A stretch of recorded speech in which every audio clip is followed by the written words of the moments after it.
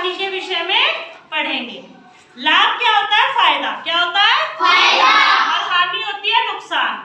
हमें कब फायदा होता है, कब नुकसान होता है, इतना तो सबको पता है, है ना? फायदा कब होता है?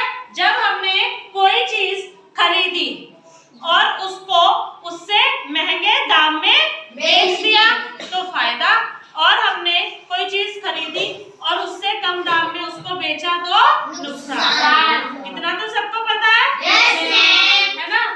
अब जो हमारा किसी भी चीज को खरीदने का मूल्य है, किसी भी चीज को हमने कितने दाम पर खरीदा है, उसे हम बोलते हैं क्रय मूल्य। क्या बोलते हैं? क्रय मूल्य।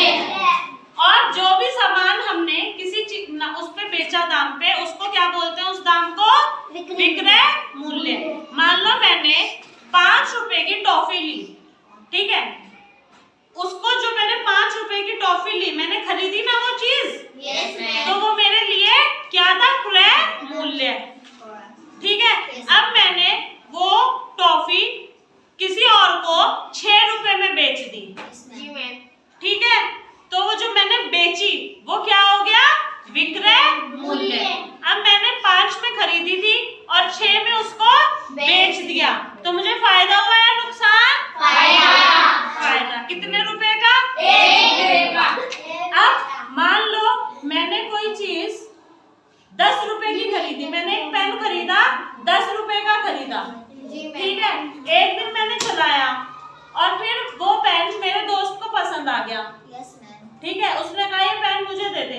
मैंने कहा मैंने तो इसको 10 रुपए का खरीदा था और मैं तुझे फ्री में तो नहीं दूंगी, चल मैं तुझे 9 रुपए में दे दूंगी, ठीक है? मैंने उसको 10 का खरीद के 9 रुपए में बेच दिया। अब मुझे क्या हुआ? नुकसान।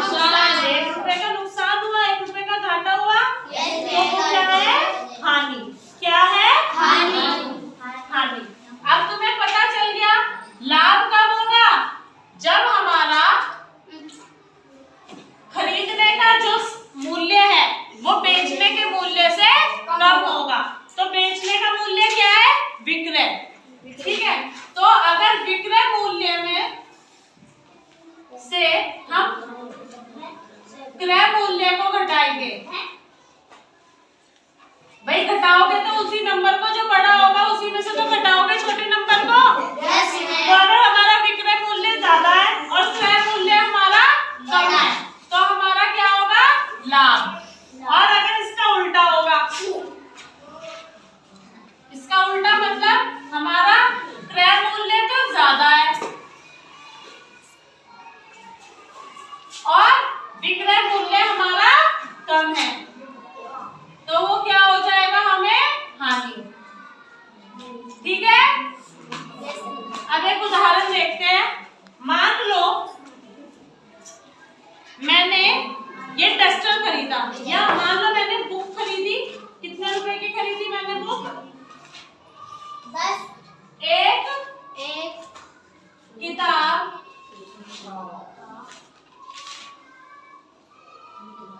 राधा ने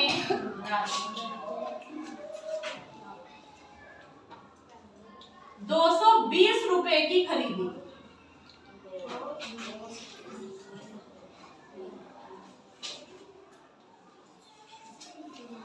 ठीक है?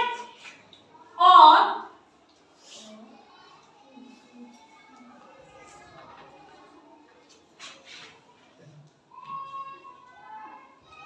उसको उसने मीरा को 225 रुपए में बेच दी।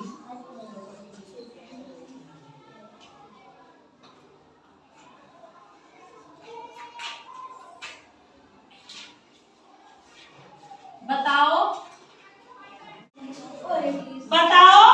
राधा को लाभ हुआ या हानि? लाभ। कैसे पता चला? 5 उसने 220 का उसे खरीदा और 225 का बेच दिया। मतलब